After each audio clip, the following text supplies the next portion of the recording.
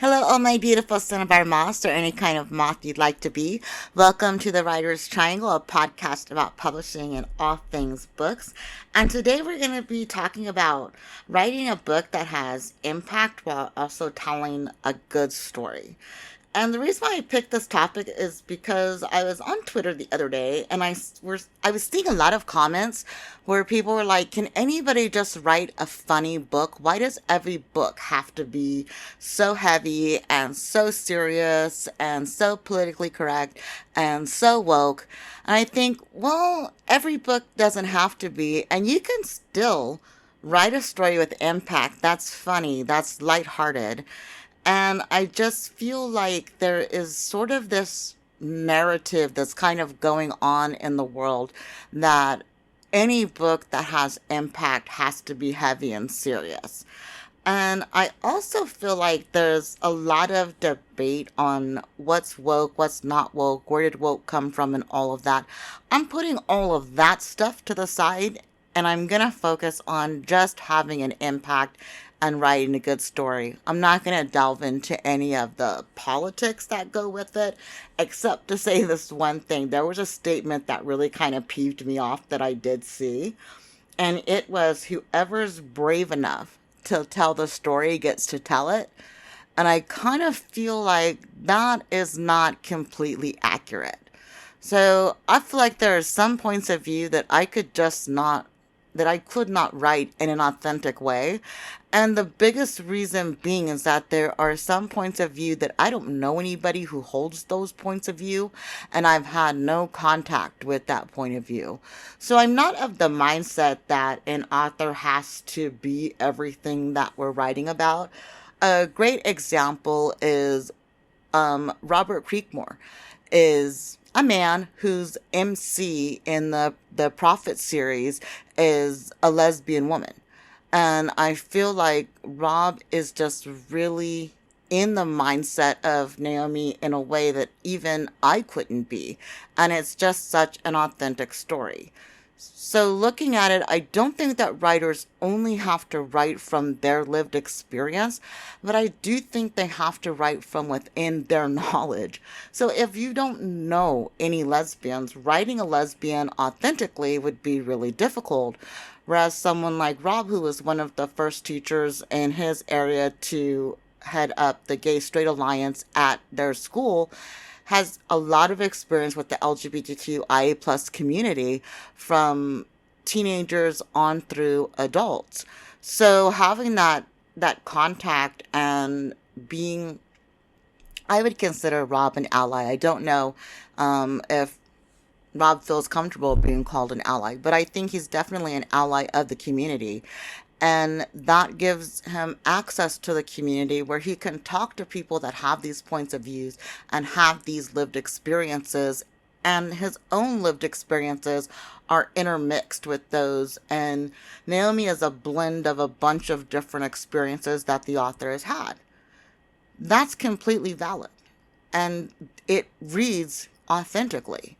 And I think that that's the key is whatever character you're writing, write them with authenticity. You have to have a reference point or something that you're drawing from. It can't just be completely from thin air. If they're supposed to exist in our world, right? If it's supposed to be something we're familiar with. Whereas a book that will be publishing in a few years, The Time Slayers, has stuff and creatures that don't exist in this world. And so you don't have to have a point of reference that's completely out of imagination. Whereas our paranormal series, the Cauldron Moon Saga, it has werewolves, witches, mermaids, ghosts, and a whole bunch of paranormal things that we're kind of familiar with.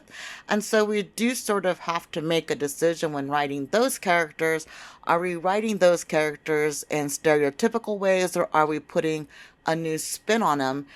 And when we're doing those kinds of things, it needs to be consistent. And I think if you're writing from truly your point of view and truly your belief, if it's, cryptoid creatures, mythical creatures, real people, it all has to just sound true, right? And then you can decide do you want the impact to be? And I don't think it has to be heavy. I think having a book with impact, it doesn't have to have a heavy impact. Your desired impact could be, hey, I just want to open someone's mind, or I want to expose them to something. And Fixed Moon, one of the characters, one of the werewolves, is non binary, and it's never stated in the book. Their pronouns are they, them consistently throughout the book, and that identifies them as being MB. And so it's nothing heavy, it's not done in a way that someone who's unaware of it would actually even notice. But now that I've said it, anyone who reads it will notice it. But I think it just, for me, that point of view, I think it's really cool that something, a creature that's hundreds of years old is doing this thing that a lot of people are arguing is a new thing. I don't think it is, but whatever. I'm not doing the politics of it. I'm just saying that it's not introduced in a way that that's the focal point of the story. And Kate is not the main character. They are the main character's best friend. And so when they're written about, they do play a focal point in the story, and they do have their own storyline as a side character, but they're not the MC. And so for some people, that goes completely unnoticed, but it was done with intention by the author. They felt that was truest to that character. So it wasn't this rash or grand political statement. It was just that's who that character authentically is in the author's imagining. And I think that that is so important. If this is the way the character is speaking to you, being true to your muse and being true to what that character is saying, what's their voice, what's their personality. So Katie Groom does a fabulous job of charting characters. She knows their astrological signs, their birth dates, their favorite colors, smell. Like, really, these characters are some of the best thought out characters of all of her authors. And I think that she just does a phenomenal job with it. And they're real people. They're fully imagined people with birthdays and everything. So I think that that's really cool that, their star signs are charted and all of that. And, deep personal things about them and favorite colors and things like that are not something that every author considers about a character. And I don't think it's necessary to have a fully realized character to have all of that. I just like to give Katie a shout out on doing this phenomenal job in that area. And it's one of the reasons why when we got the short story from Katie when we were doing the anthology, it's one of the reasons why I asked Katie, please, can you write us a full-length book? And I'm so glad that she said yes, because I absolutely just fell in love with Hugh. And I don't know anybody that wouldn't fall in love with Hugh. I mean, come on, a 200-year-old werewolf literature professor, just how romantic is that, right? Just, oh, and such a hunk. Such a hunk. So you can check out Cardinal Moon, the beginnings, sort of his origin story in our winter anthology, and then, of course, pick up the Cardinal Moon saga. Fabulous, fabulous book series. But let's get back to what we're talking about, writing a great story. So for me, I feel like our Prophet series and the Cardinal Moon saga, I feel like those have varying political positions. I feel like the Prophet series has a stronger political stance in that it is taking on conversion therapy and talking about conversion therapy and religious cults. And if you're familiar with, like, Go with the Dragon Tattoo, that series is very reminiscent of that in terms with how political it is, in terms of how bloody it is and how gory it is. I think the Prophet series, that's a good reference point for that. And the Cardinal Moon saga is not taking on anything political. It just so happens that one of the characters is non-binary. And then looking in the middle grade space, I really love y'all know I love C.W. Allen, just huge fan. And I think the Fallenheim Chronicles, what's great about them is that each book has a different message for middle graders that I think are really positive, uplifting, and awesome.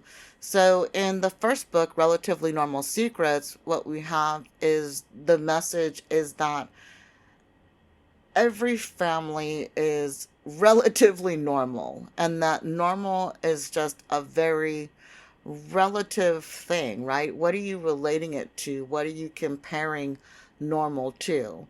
And then in the second book, The Secret Benefits of Invisibility, it's about how children are often not noticed and they just become an invisible part of our life.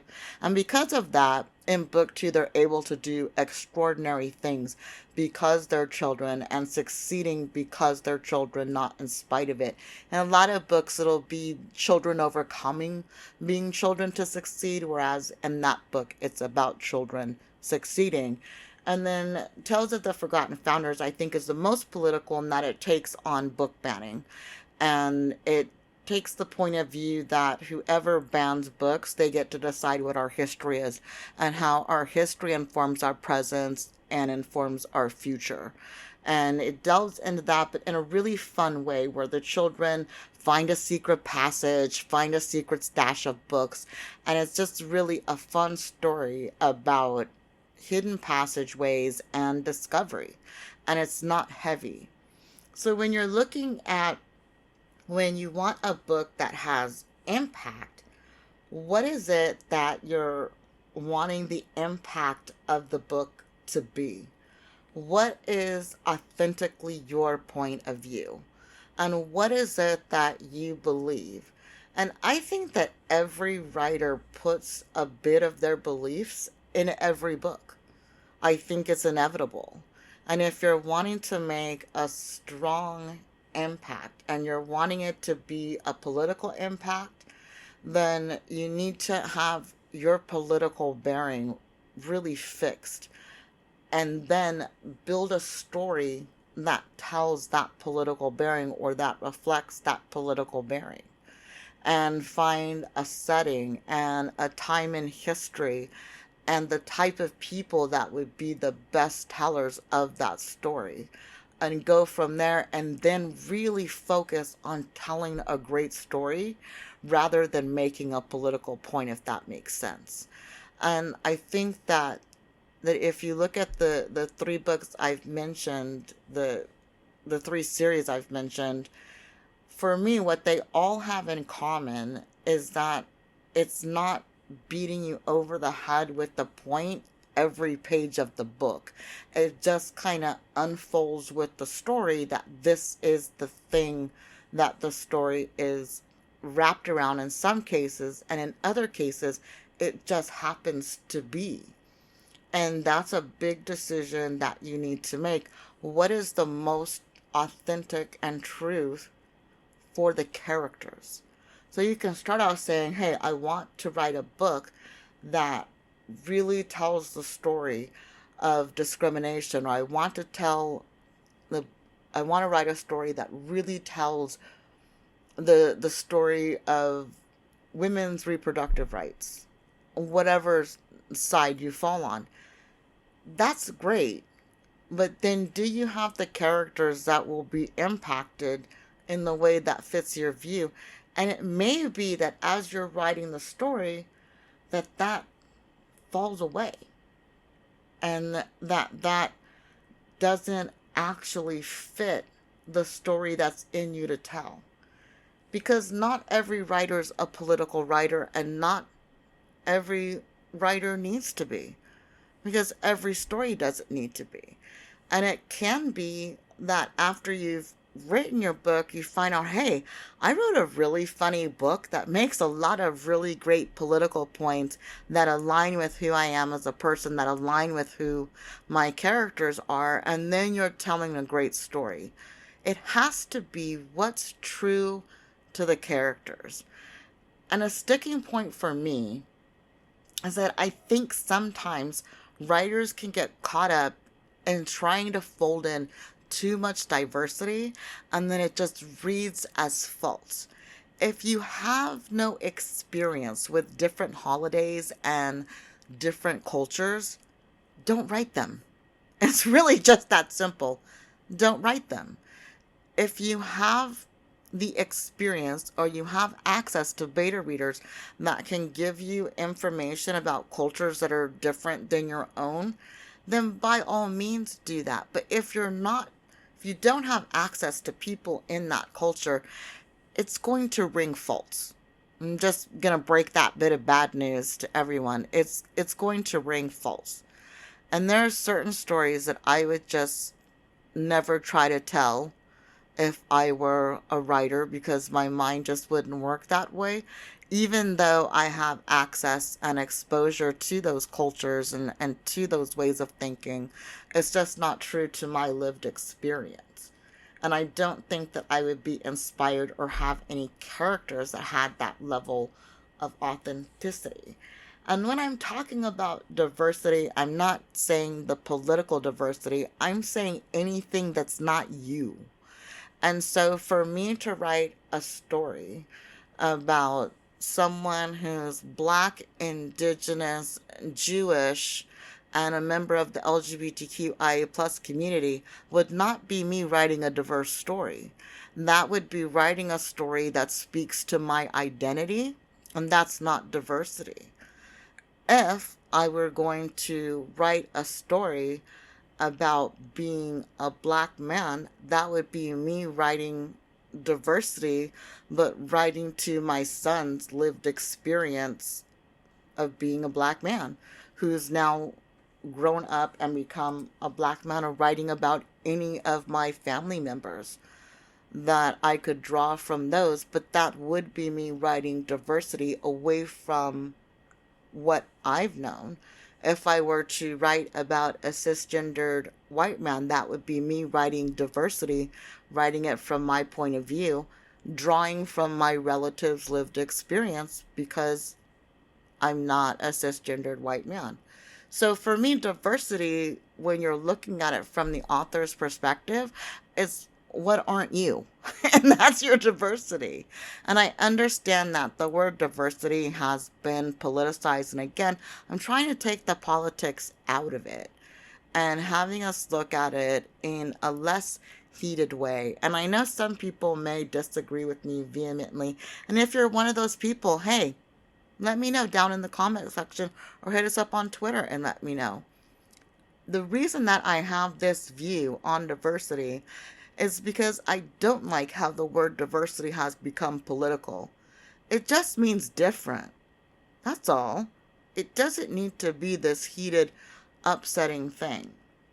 And when writing a story about impact and keeping it light and fun, we can think about the light and fun things when people come into contact that are outside of their normal sphere of interaction. That's diversity. That's them interacting with diversity. And what are their points of view? And really listen to your gut. What is your gut telling you? And really listen to your muse. What is your muse telling you?